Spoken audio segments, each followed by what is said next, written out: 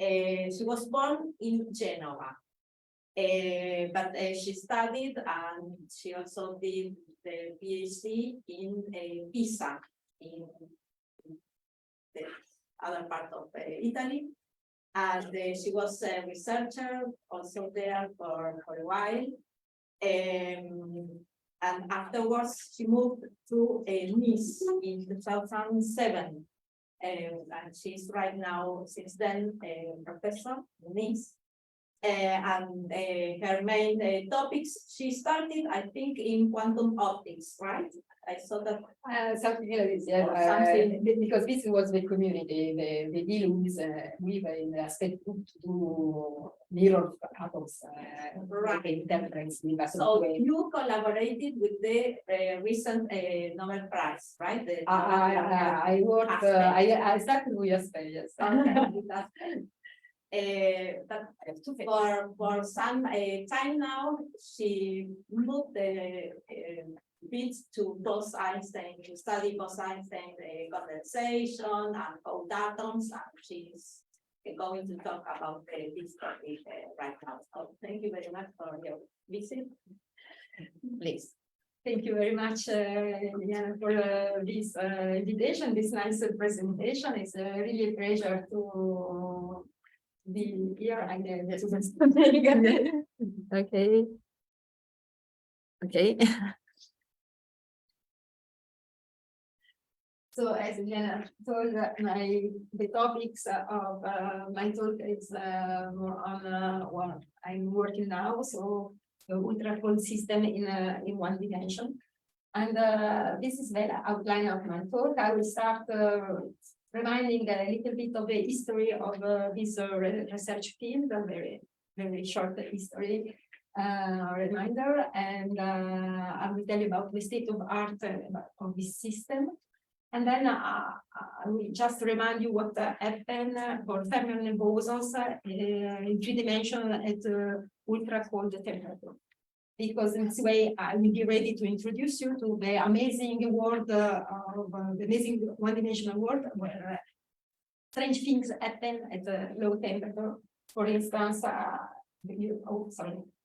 there are bosons that start to behave like fermions, and also you can have fermionic misters that behave like fermions. This is some strange. I will explain you what this means. Or bosonic fermion misters that behave like fermions. And I'll show you that some condition is possible to have some exact solution for the system, so you can really enter in the compression of such many body system, and also in some limit you can have an exact solution for the dynamics of such system. So the ultra-cold world is a history that an adventure that started a while ago and brought 2 series of Nobel Prize. The first in 1997 for the techniques that allowed to manipulate and pull down the atoms to few microkelvin, and in this context, one speak about cold atoms. And then this was the Nobel to 72, deployed quantum energy and the fields. And then to another series of Nobel Prize a few years later, to people who succeeded to go even lower in temperature, to few nanokelvin. And this the Nobel Prize went to Eric Cornell, Wolfgang Ketterle, and Carl Wijn. So what is the techniques behind these 2 steps? For cold atoms, the idea is to create a spring force with a friction force by making the atoms interact with magnetic field and laser beam. In such a way, I don't want to enter the details, you create this type of force. The atoms are trapped, they lose kinetic energy because of this friction force, and so the temperature go down. But the limit in such systems is determined by the recoil energy of the atom when absorb or emit a photon. So what it was the idea of the second series of Nobel Prize is to go even lower in temperature, just doing something that will seem very simple. The idea is simple, is just to let the atom evaporate. From a chemical point of view, is not such simple. The idea is to leave the warmer atom evaporate and the other thermalize via intercollisions. And so in such a way, they were able to go down in temperature. And at the beginning, they were able, the experimentalists, to deal with bosonic atom species in alkali, because it's easier to understand the atomic structure. But nowadays, the list of the atoms that can cool down at very, very low temperature is very large. And here I put some of them, but it's not existing. The atoms can be bosons, so with integer spin, or fermions with alpha integer spin.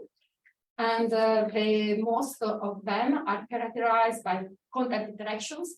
We are at a very low temperature, so a low energy main channel of the interaction is the S wave 1. But for some of them is important also by the polar interaction, as for chromium, strontium, for instance.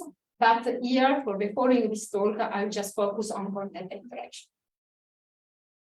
And so what the experimentalists are able to do, they are able, as I show you, with the magnetic field trap to confine the atoms in 3 dimensions, but they are able also to create some 2-dimensional trap, some pancake of light, and put the atoms in this flatland world, or also to create some 1-dimensional trap, wire of light or magnetic wire, in which the atoms live in a line. And they are able also to drive the interaction using, again, electromagnetic field. You can couple an open channel with a closed channel of your scattering system. And this way, they are able to drive interaction so that you can reach the strongly interacting regime, or even switch from repulsive to attractive and vice versa, or even switch off completely the interaction. So they are really able to do what you want. And from a point of view of the observable, you have to think that you have access to more or less what you as a theoretician you wanted to study. So it's a really nice system from this point of view. You have access, for instance, to the density profile in situ, but also to the momentum distribution. And this is possible making a picture, if you want, of a system after having released the atom from the trap, after what is called a time of flight, or even you can have access directly to the spectrum of the system, measuring the dynamical structure factor, for instance. So just to tell you that these are already versatile systems, and nowadays they are used a lot. They are thought as a paradigm for quantum simulators. So what happened, just to remind you, what happened when you cool down a gas, at least in 3 dimensions? So if you have fermions, what happened? That below a critical temperature, but here is the Fermi temperature, let's consider just fermions with only a spin component.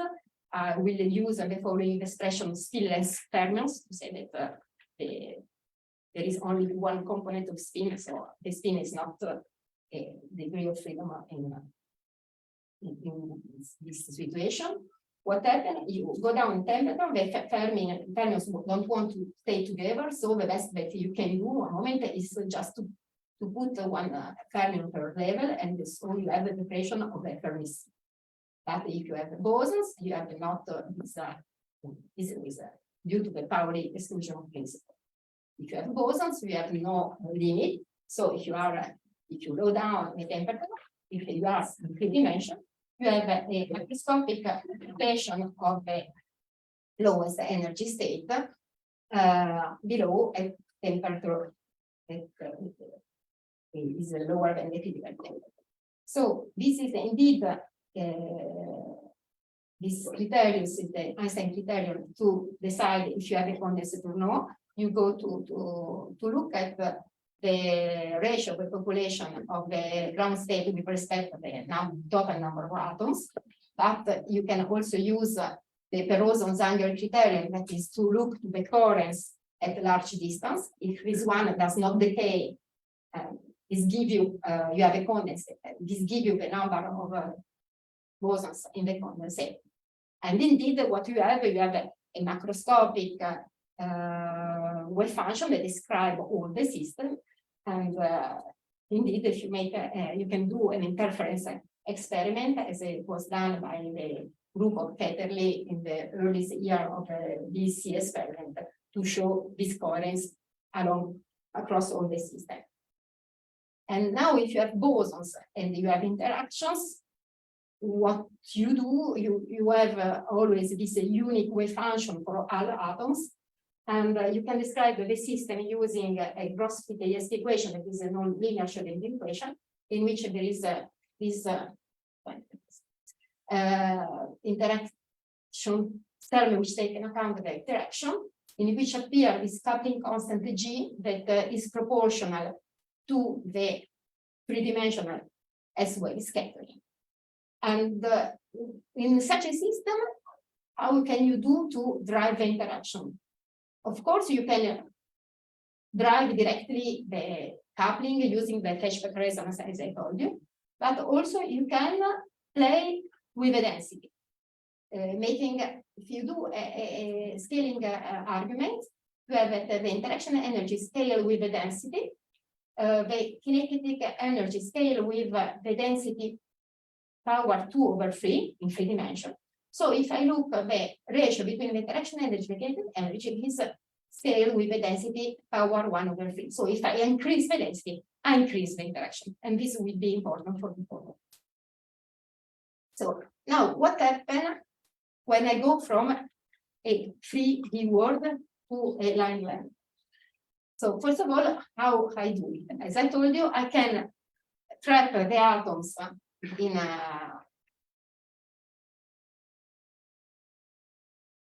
a single this wire that can be described with a weak harmonic potential in the axial direction and a strong harmonic potential in the radial direction.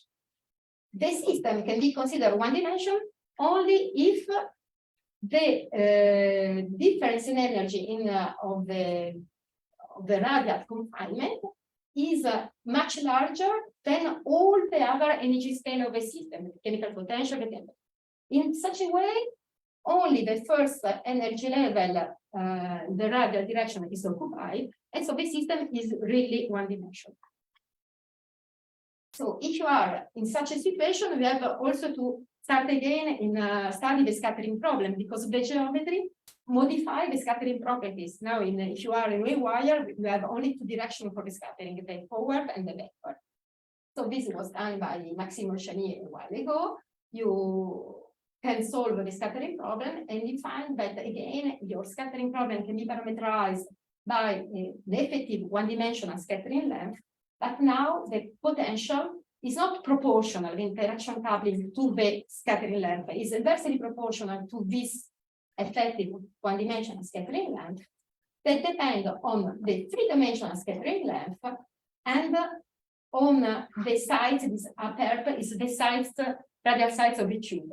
So you can also drive interaction changing the radial confinement of your tube where the atoms are. Maybe I can change it. Okay, so now if you have something more. No. Okay.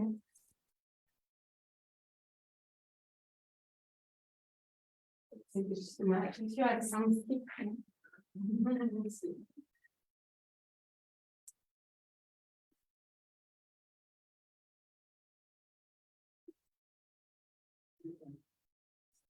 The sticker never.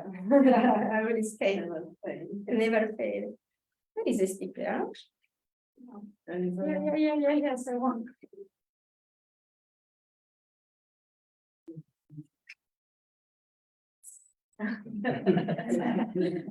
This is just a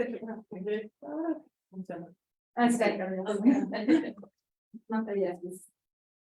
Okay, it's better. Thank you. So now what is the Hamiltonian that describe my system? Here I have not any field, but I have the exact Hamiltonian. I have the kinetic energy part. I have the interaction content part. So let's focus for bosons now. And I have in the general system this trapping potential, because as I told you in the light wire, you have something that can be described with the harmonic potential.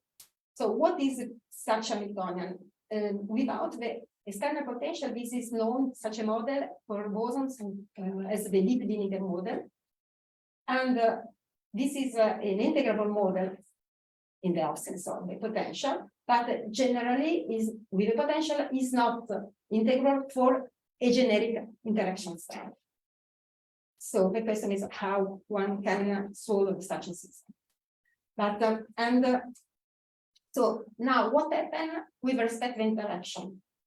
I can do the same argument that analysis that I did in 3D to go to look at how the interaction energy scale with respect to the kinetic energy.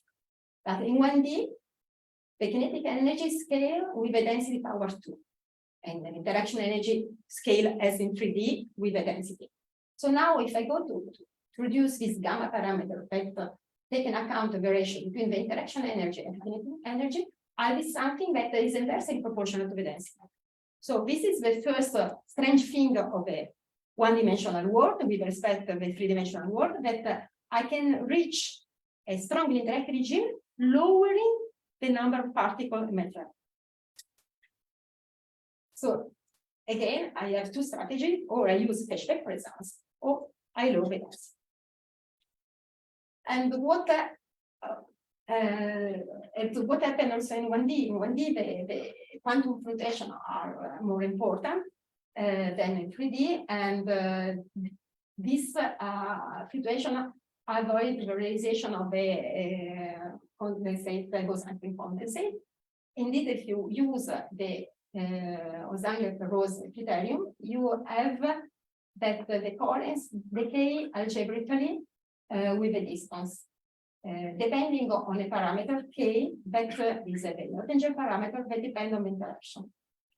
And here you have that this decay is low, is smooth for the case of weak interaction, and one speaks about a quasi-condensate situation. And these are sharper when an interaction are greater, and this is the so-called Tonks-Girardeau gas.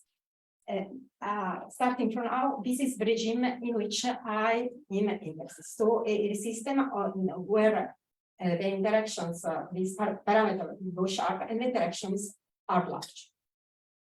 So let's understand what is this regime. This regime is when the interactions are large, namely when the density is low. The density is low, this means also low wave length. So if I look at the transmission plot by Maximo Chani that obtained for the scattering problem, this means that I'm here. This means the transmission of a particle with respect to another particle go to zero. So if I put one boson between two other bosons, they are the line word is trapped by its neighbors. So if I put a lot of bosons, I have a strongly correlated many-body system because of these interactions. And from the point of view of the many-body wave function, what happened? Let's consider the case of just two bosons and consider the many-body wave function with respect to the relative coordinate. If I am in harmonic potential, I have no interactions, I have a Gaussian. Now, if I start to increase the interaction, I have this cast that appear when I try to put the two bosons together, and this cast touch zero here when the interactions start to be very, very large. This is the regime, the Tonks-Girardeau regime. So in this such a regime, I have that I cannot put two bosons at the same place at the same time in their line world. So I have a sort of Pauli principle. I have sort of Pauli principle, but with the bosonic statistic. So can I exploit this? Yes, this was the idea of Girardeau, I can solve my strongly correlated system by mapping it on a spinless, non-interacting fermions one. So I can build the bosonic many-body wave function using, for strongly interacting bosons, using the fermionic one for non-interacting fermions, taking care of the symmetrization, because I have bosons and not fermions.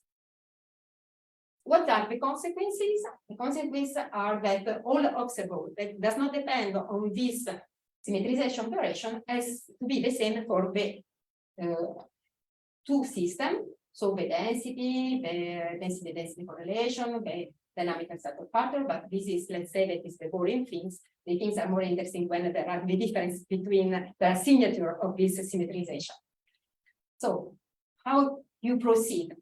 The recipe is very simple. You, for the spinless fermions, you are able to write down the exact solution. This is a textbook exercise.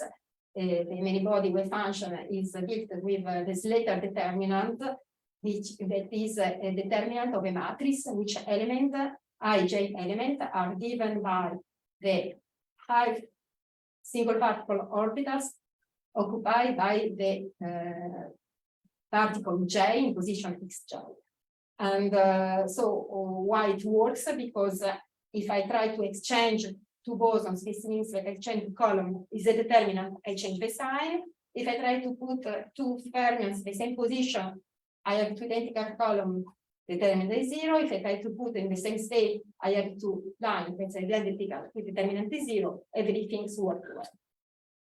So I can do, for instance, the exercise for harmonic potential for two fermions, obtain this many-body wave function that depend, that change sign if you change the two fermions. What means that I symmetrize here is trivial. This means that I can put an absolute value here. But what I'm doing, and I insist a lot on this point conceptually, what I'm doing is that I'm separating the space in sector in which I'm ordering the particles. Here I have only particle 1 and 2. So I say, okay, if particle 1 is on the left with respect to particle 2, my bosonic many-body wave function is equal to the fermionic 1. If I am in the sector in which particle the position 2 is before the position 1, I have to change the sign. And I can do this exercise with many particles. I have 3 particles. I will have 3 factorial sector. I will consider all the ordering of a particle. And in each sector, what is important is that the bosonic many-body wave function will be proportional to the fermionic 1 up to a phase. That here, for the case of a Tonks-Girardeau boson, will be just plus or minus 1. Okay. This is considered important. So now, what are the observables in which I see the difference between fermion and bosons? The first observable, which one think is the momentum distribution, that this depends on this symmetrization operation. Indeed, if I look to the momentum distribution for the fermions in harmonic potential, I have a sort of potato shape with some number of oscillations equal to the number of fermions they trap. This should be a step function if I am in a flat potential. This is just the effect of harmonic potential. But if I have a Tonks-Girardeau, the shape changes completely. I have a large peak that is parent of a quasi-condensation and scale with the square root of n. And then I have large tails. And these large tails, the k with p minus 4, are really a signature, as the peak also, of this symmetrization operation. And what I'm interested now here is the coefficient in front of this p minus 4 tails, this c here. What is this guy? This guy is now from the works of Tan a few years ago, called the Tan contact or the contact. It doesn't enter only in the Tonks-Girardeau regime, but is, as you can calculate for the linear model for any strength of the interaction, But it's not only in 1D, you can find it in 2D and 3D. Indeed, there are also some nice experiments in 3D from the Begin and fermion mixture in Bose-Einstein condensate, so in the weak interaction, the limit by David Clement. What is the ingredient to have the contact is to have a contact interaction. The fact that in 1D, this effect is enhanced because of the geometry, but is there because of contact interaction. And what is important that is not just something that appears in the tail of moving to distribution, is a quantity that depends on the bulk properties of the system. Indeed, is connected, I put proportional, just not to put the I and before and H bar, is proportional to the interaction strength times the interaction energy, namely to the minus the derivative of energy with respect to 1 over interaction strength. And this is the so-called tau relation. So it appears momentum distribution, but is something that is related to the interaction energy. But please be careful, is not the interaction energy. Because indeed, if I am in the Tonks-Girardeau regime, the interaction energy is 0. Because I have not, the interaction are infinitive. The interaction energy is 0 because I can't put two particles together. But the product of these two guys, the contact is different from 0. So what is this? To understand what is this, I can make the calculation and using the task condition that connect G times the many body wave function calculated where there is the derivative discontinuity, making okay, just a trick, an integration around the discontinuity on a small interval. What obtain that this quantity is given by the derivative discontinuity. So these are details. What is important is this, that the contact counts the cusp. So each time that I have a symmetric exchange, and is proportional to the slope of the cusp. So how particle brushes against. So it's something really that depends on the interaction and on the symmetry of the many body wave function. It's a signature of this. So this is, I say, the basis to go further. So this is just for the discussion I did on for Tonks-Girardeau, so strongly interactive. Now, what happens if I have a system that are more complex? So I have mixtures, and let's now focus, for instance, on fermionic mixtures. Can I have fermionization of fermions mixtures? Yes, it's not me who invented this way to say, but there is a paper called fermionization of fermions that disappeared a few years ago. So let's start from the case of SU2 fermionic mixture. So this means that we have fermion, for instance, spin 1/2, so spin up and spin down. And let's start for the easiest situation, which you have only to spin in harmonic potential. And of course, for all vectors, I am at 0 temperature because I am at very, very low temperature. Let's put the temperature to 0. Sorry. So what happens? If I have no interaction, I can put the two fermions in the lowest energy level. But now, if I put contact interaction between the two fermions and I reach the Tonks regime for this fermionic gas, I have the same as what happened for the bosons, that the interaction plays the role of a Pauli principle again. So in this sense, I have a fermionization of fermions, the sense that now my two-spin system can be considered as some sense a system of the spinless fermions from the point of view of the Fermi sphere. And I can do the same reasoning also for SUK interacting fermions. There is some wonderful experiment in Florence with ytterbium. They have up to 6 components. They are very SU system. Exists also experiment with strontium. They can arrive at SU10. And so if you increase the interaction, you can map all your system with the 6 component fermion spin fermionic component on a large sphere for n, and as the total number of fermions non-interacting fermions. So what is the consequence of this? The consequence of this is that I can, in this regime, go to build the many-body wave function also for this system. Why and how?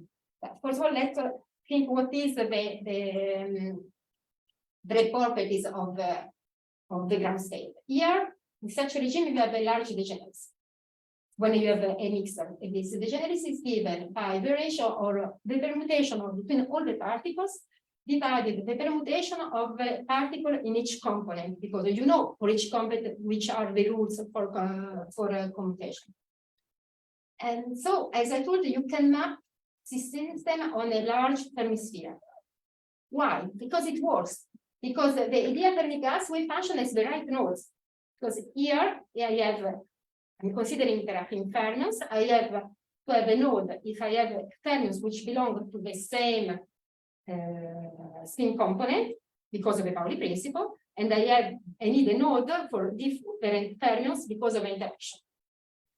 And then if I exchange two fermions belonging to the same component, I have already the many-body wave function that has the good rules for exchanging sign. The only things that I need to fix is the phase when I change fermions belonging to different components. So how I write the solution for such a system in this way is really the generalization of a Tonks gas. I divide my system in sector. So this is the way I indicate sector, is a theta function in which I decide a permutation order of the particles and then make the sum of all the possible permutations. So I consider all the sector and I say, okay, in each sector, my many-body wave function for my mixer can be a fermion-fermion mixer, bosonic fermion, boson-boson. The important bit is SUK, and that's the interaction going to infinity. And sorry, in each sector, the many-body wave function is proportional to the fermionic spinless one, the Slater determinant. What I have to terminate, what is missing, this coefficient here, AP. That go to tell me what is the rule for exchanging the particles. And how I can determine this? I can just making a minimization of energy. I can expand the energy around my small parameter that now is 1 over G, because G is very large. And but what is this? This is minus the content. I told you before that content is minus the derivative of energy with respect to G minus 1. So what I'm telling that the state that minimizes the energy is the state that maximizes the content as the larger phase. That what is why? Because the content larger means that the system is more symmetric. So this is perhaps too much technical as how you proceed. You bunch, for instance, if you have 2 plus 2 fermions, the degeneracy of your system is 6 because you have 4 factorial divided 2 factorial divided 2 factorial, because you can bunch your sector in equivalent sector. For instance, and we call this bunch of sectors in effect. For instance, I can put together all the sectors that correspond to have the 2 spin up on the left and 2 spin down on the right. So I consider here all the permutation between the first 2 spin and the second 2 spin. So I bunch my sector in such a way to maintain the spin configuration, and I go to write my Hamiltonian on such a basis. And so somehow I found this, I had to minimize this Hamiltonian that is a sort of contact matrix. And again, I want to repeat this, the ground state means that I find the state that maximizes the contact. And okay, so you can here is, without harmonic potential, it's just a box to make things easier. You can write here the explicit form of your matrices.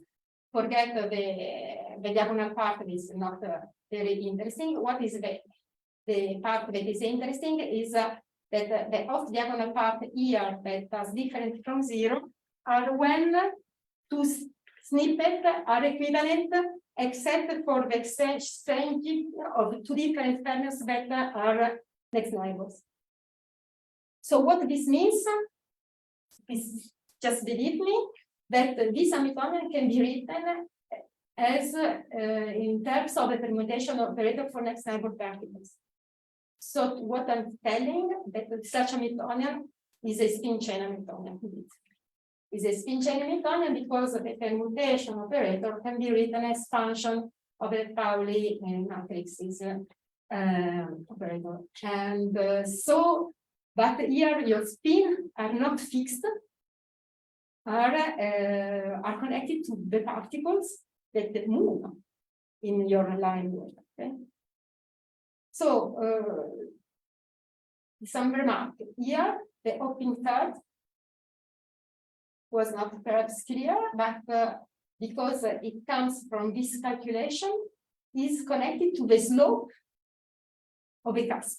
So it is intimately connected to the contact of your system. If I'm not in the homogeneous system, I have a dependence on the position of this open term, and I can also break the symmetry. I will not discuss here in this talk, and obtain also here you obtain a X chain, but you can also map the system on X chain.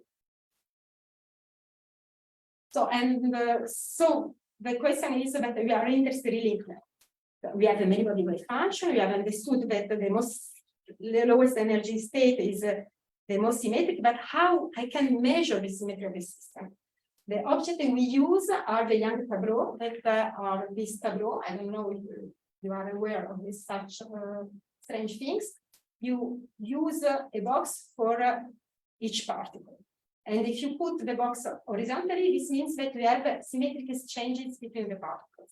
If you put the boxes vertically, you have anti-symmetric exchange. So if you have a fully symmetric state, you have a line.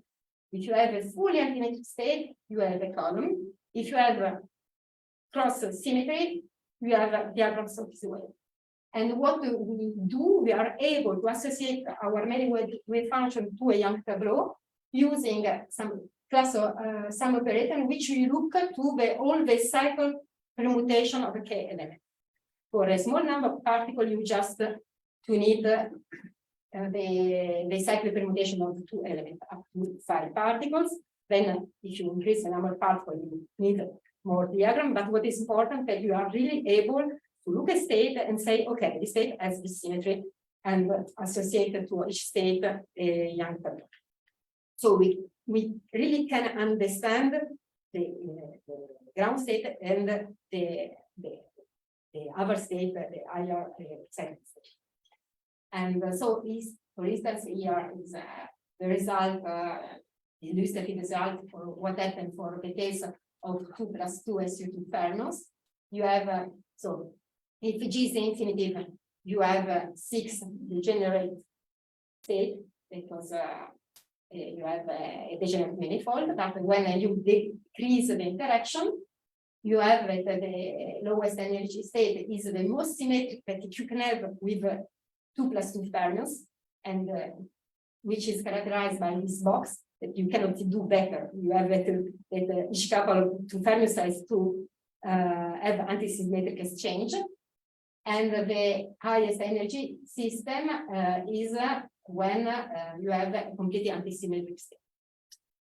And if you have a 2 + 2 bosons, you have the most symmetric state is when you have a fully symmetric state. Now you can do because you have bosons, and the most unsymmetric state is here a box because you are putting two lines together this way. So, but okay, so this is nice. We can understand really deeply what happened in our quantum mixture, but is it possible to have a signature of the symmetry system? Yes, because as I told you, this is connected to the contact. The energy is connected to the contact. It's like the symmetry of the contact appear in momentum distribution.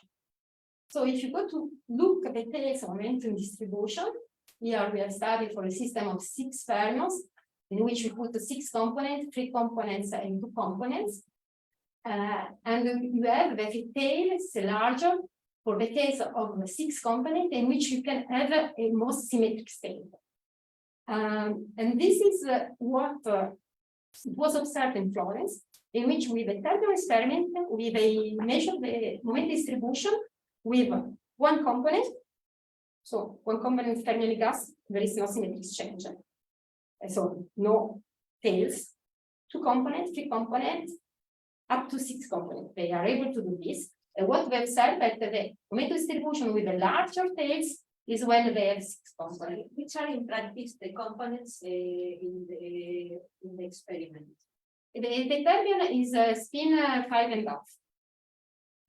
So are the different spin components. Different, but in practice they implement them with using different atoms or It's the fermion. It's the fermion. No. They have they are clouds. They have all the spin components, and there is a really SU6 because all the spin components is a nuclear spin. They feel the same potential. So they have the same mass, they feel the same potential, they feel the same harmonic potential. So it's a really symmetric system. And from the beginning, they have all the 6 components. And they prepare the system, and then with a magnetic field, they kill 1 or 2 and 3, etc. And they are able to say with 1 component, 2, 3, etc. So it's what Leonardo Fanali explained. So it's a very, I love this. It is a very necessary. And so Leonardo asked me and Anna, oh, we observe this, but we don't understand. We say, okay, we understand. What you are saying is this, that you increase the number of components, you can allow your medical function to be more symmetric, the ground state. A more symmetric, this means a larger contact, because we have more cast. And so a larger tails momentum distribution.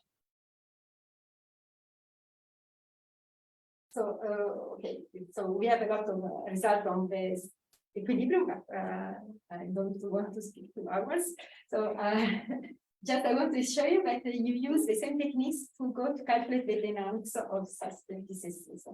So let me remind you the mapping. This is my initial Newtonian. I am in the strongly interactive regime, and this regime I can map my Newtonian on this spin chain Hamiltonian, in which my hopping term, so depending on the slope of my cusp and on 1 over G. So if the interaction go to infinity, I have no more hopping, the dynamic space. So I have this, if I have a harmonic potential, I have an homogeneous isotropic as a model in particle space. So how I can solve the dynamics? For a general system, my hopping depends on time, because depend on the derivative of the later determinant. So if Phi A has an evolution in time, I have at each time step to go to evaluate my hopping change in time. But thanks to the fact that we are in strongly interactive regime, and I can have a sort of, I can excite spin without perturbing the particle density, is what I can do. I can just leave my zeta determinant to be the same as the equilibrium one, and just making an excitation spin. In this way, the J will not depend on time, but just on the position of the particles. And this makes things easier for the calculation of the dynamics. And this is the simulation, the calculation we did. We started such a system. We put an harmonic potential, some spin up on the left, some spin down on the right. This does not correspond to the most symmetric state so it's not the ground state. And if you let it evolve, it evolves. So what we go to do, we have to that this part does not evolve in time, but will be this coefficient that evolve in time. And so it's just a quantum mechanical problem. I found the wave function of my spin Hamiltonian that has eigenvalues that depend on the contact of each state. And then I have an initial state, I project on my basis, and I calculate the evolution. And I want just to stress, because I love the contact a lot, that the contact determines also the evolution of my coefficient. And of course, if interaction go to infinity, I have no dynamics because J go to 0. And here, I have not this coefficient. And what we calculate? We calculate the magnetization, that is the difference between the density of spin up minus the density of spin down.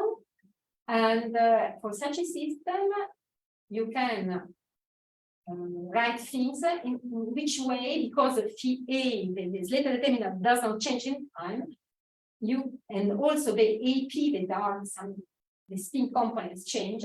You can separate this part in a special part that does not depend in time, times a coefficient, the magnetization part that depends on time. So this is technical, but is to tell you that in some way how the calculation can become quite simple. And this is the result. This is the movie of dynamics. The two components start to mix together, and in a long time they mixed. And then what I'm not showing you, but there are some revivals because I have no losses and the system is small, and of course it's a closed system. I have not really a thermalization of the system. And here the green curve is the barycenter of the magnetization. So we have studied the dynamics at different times, but I wanted just to show you what happened at the early dynamics. What we have observed is a super diffusion. So we can have here we compare with the case of diffusive and ballistic. You are in the middle, looking at integrated spin current density. And here we have studied the magnetization interface with respect with this parameter that n is the position discretized divided the time, which is an exponent. This exponent here in our simulation is 3/2. What is this 3/2? Are the coefficient that is in agreement with Cantor-Parisi time theory, that is the theory for the growth of interface in classical system. So we don't want to say that we have KPZ, we say just that we have a super diffusion, and this is in agreement. This was not really surprised because it was already studied for isotropic system, theoretically and experimentally, theoretically by Rosen, experimentally by Immanuel Bloch. And what it was claimed by Immanuel with strength that the main ingredient to observe superdiffusion is to have an integrable system.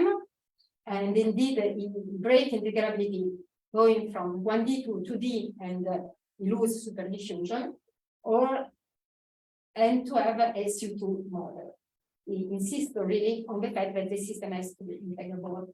Now, what is new in our system? That we are in a harmonic trap.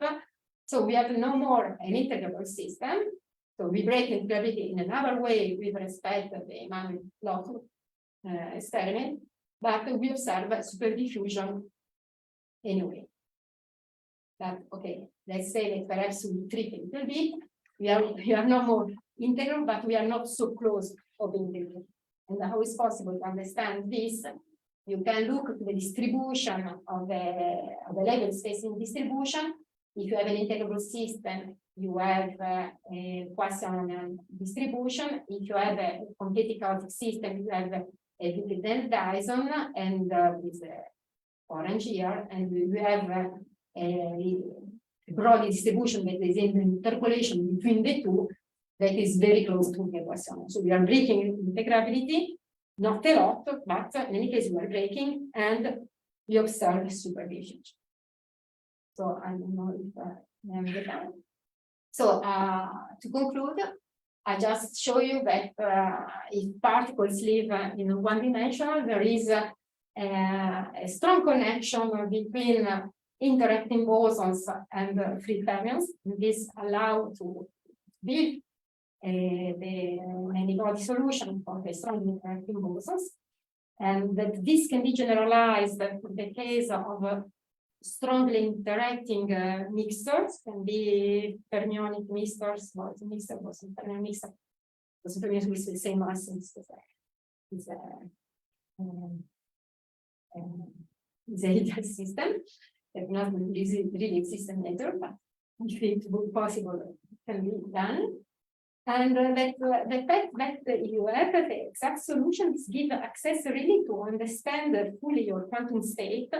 And so indeed, I showed that you can really understand the symmetries of your system.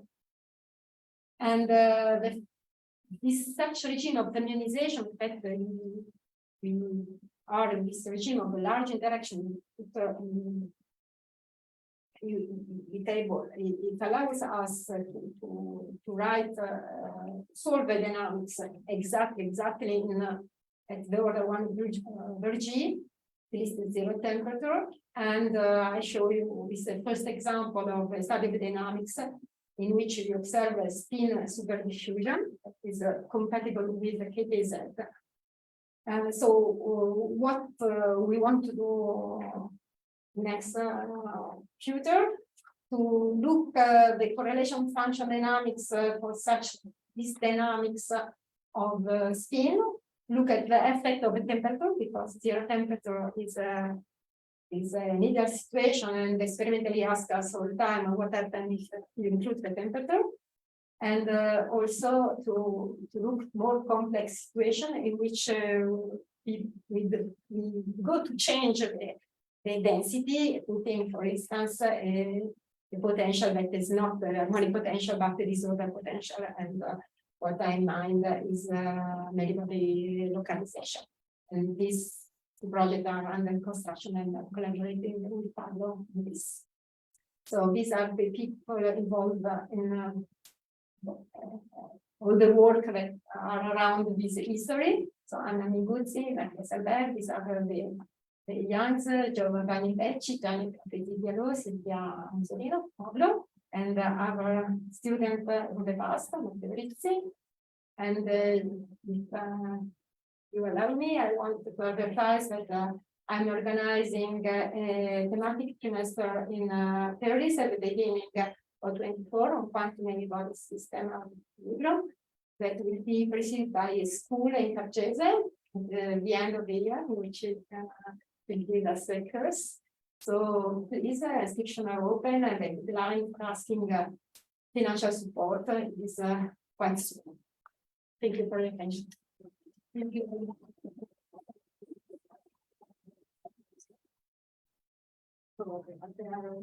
Questions? So maybe I can ask you, I missed the point when you write the magnetization, which is factorized. Which are the assumptions to get that? There is no assumption. It's really come out from the calculation. Indeed, what okay, because I went a little bit faster in when you write your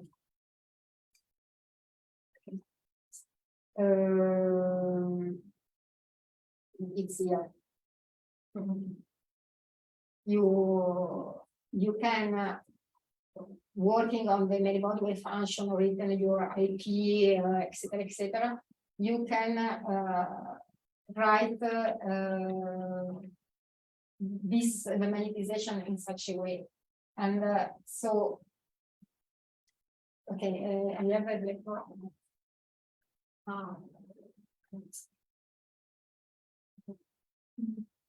a I have in my response.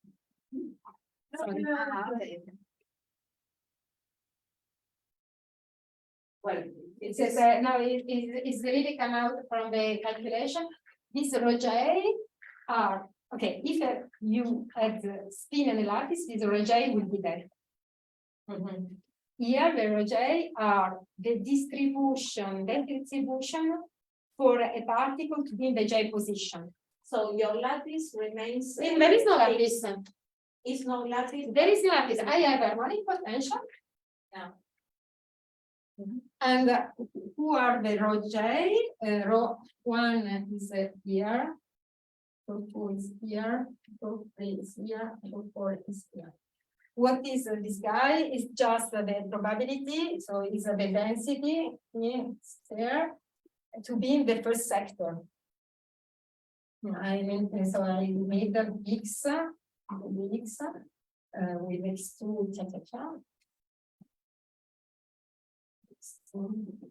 to be X. And so here I just saying, okay, this is the probability of a particle more on the left, second position to position. So is if you were a lattice, this is the delta are deltas, but here we are the confinements. So at the beginning, what are my MJ are my weight of the magnetization. At the beginning, I have that here I have that M1 up is 1, M2 up is 1, and then M down is 1, M4 down is 1. I'm putting 2 up here, 2 down here. And then what I make evolve are just these coefficients. Okay. Are the weight. But this has But the sum will be the same. There's not they have no approximation, but the approximation is before, is when I write this main body wave function that is strictly speaking is valid in the limit of infinity G. Okay. And then I make it evolve with Hamiltonian that is calculated in 1 over G. Okay. Okay, so it's for this that I can do this separation. Once that this is accepted, this come out exactly. Another short question. So in the case of in the dimension that it's not exactly integrable, the model. But somehow you are mapping to a spin model, so you could suspect that it's integral, right? From that mapping or that to yes. Of course, this is the trick.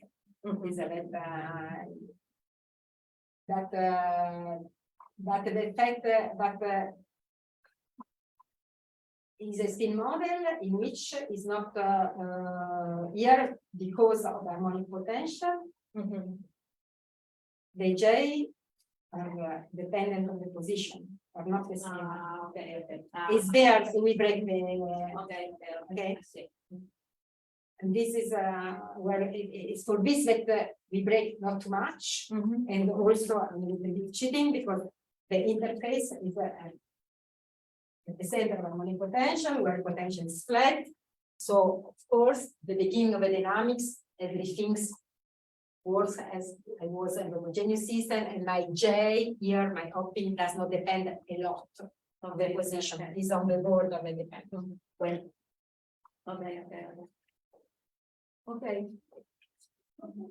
okay. Thank you very much.